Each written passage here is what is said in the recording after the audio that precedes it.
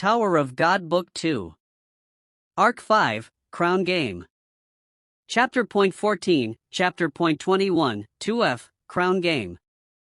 Yu Han-sung is shocked to discover that there are only 3 examinees who passed the survival test. When Quant reveals that there was an irregular and a princess of Zahard in the group, he is even more outraged.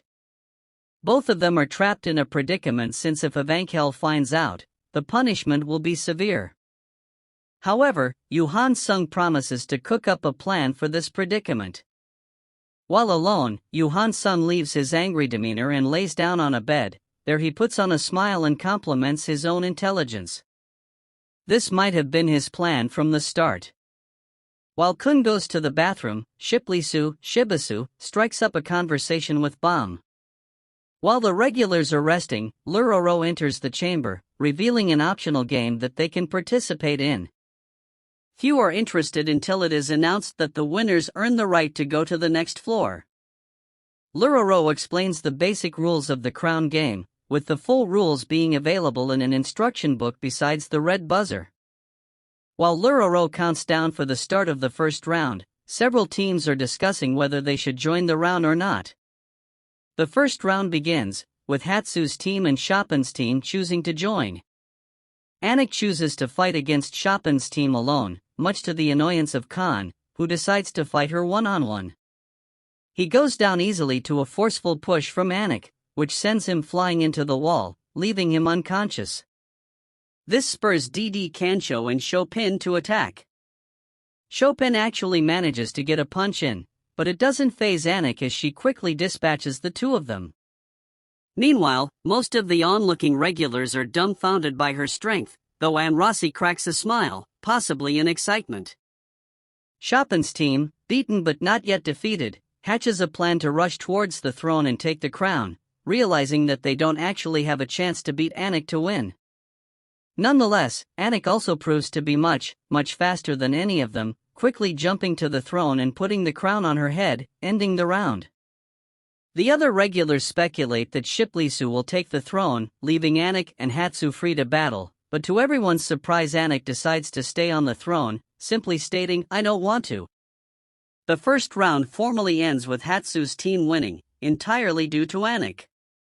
Lisu, knowing that he is the weakest member on his team, tries to become the person to sit on the throne, but the rules forbid it, a fact of which they weren't aware due to rushing out in the first round. Kun seems partially relieved that Anik is sitting on the throne, though the mere fact that Anik would do something so seemingly irrational worries him. Meanwhile, Hatsu readies himself for the next round, telling Lisu that it should be simple with him and Lisu's killer arts. The countdown to the second round begins, with 2 teams buzzing in. As the round starts, first Emperor's team and Lore's team enter. Serena and Ho team up against Lisu, while Lore takes a nap, and Diad and Leo Cloaker take on Hatsu. After a few moments with no success, first Emperor joins in. Lisu is holding his own against Serena and Ho, but seems to be getting in a bind as their teamwork improves. Just as he is about to be struck down, Hatsu appears and saves him, having defeated first Emperor's team. Hatsu then notices Lore and gets angry that someone could sleep while his comrades were risking their lives, so he decides to target him next. Just as Hatsu is about to attack Lore, there is a flashback of Lore convincing Serena and Ho to enter the second round. His argument is that when there are many attacking teams, as there might be in the later rounds, the defenders are actually at an advantage because the attackers will tend to fight each other first. Thus, if they can get the crown now, they'll have a decent chance of keeping it until the end of the game.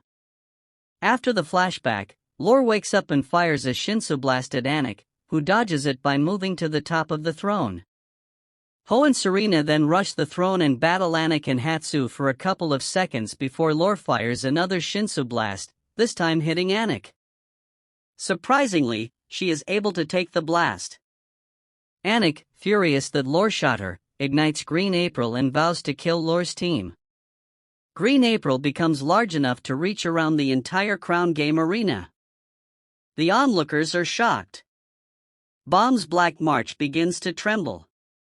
Lore dodges the Green April, which Anik had just ignited. Luroro, onlooking, is disappointed, since he was hoping that Anik would be as strong as Yuri when she had entered the tower. Lore somehow continues to dodge the Green April, even though it is capable of splitting into multiple parts.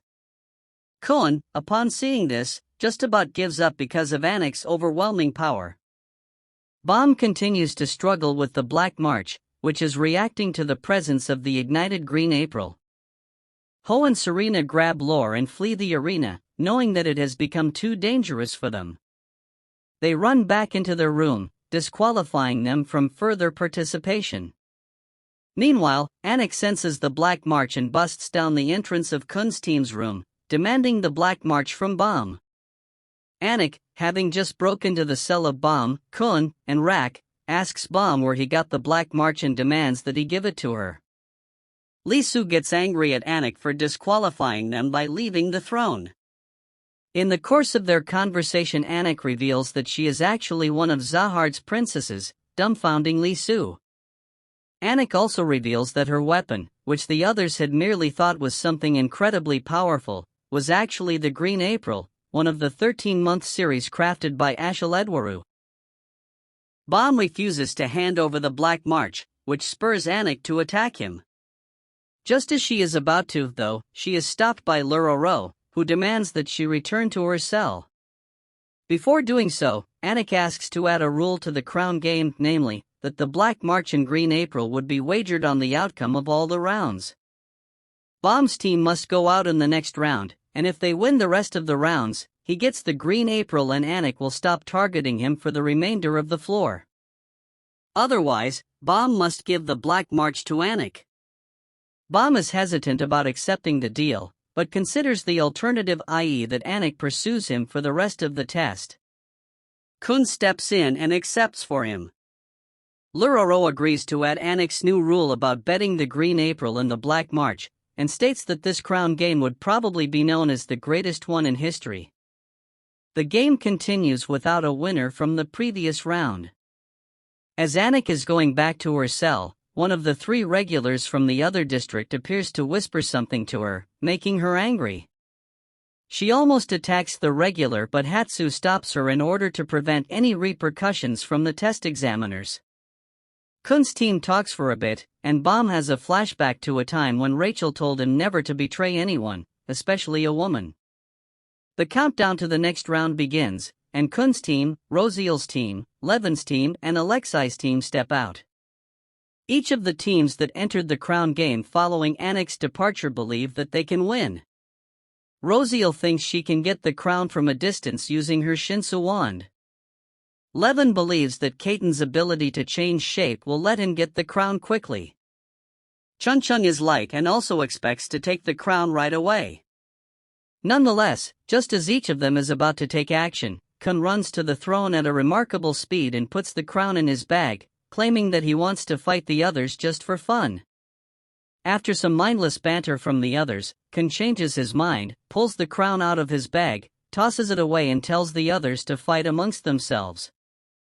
The others, though, angered by Kun's action, vow to defeat his team first. As they prepare to fight, Chunchung decides that she'll try to take the crown while they're fighting.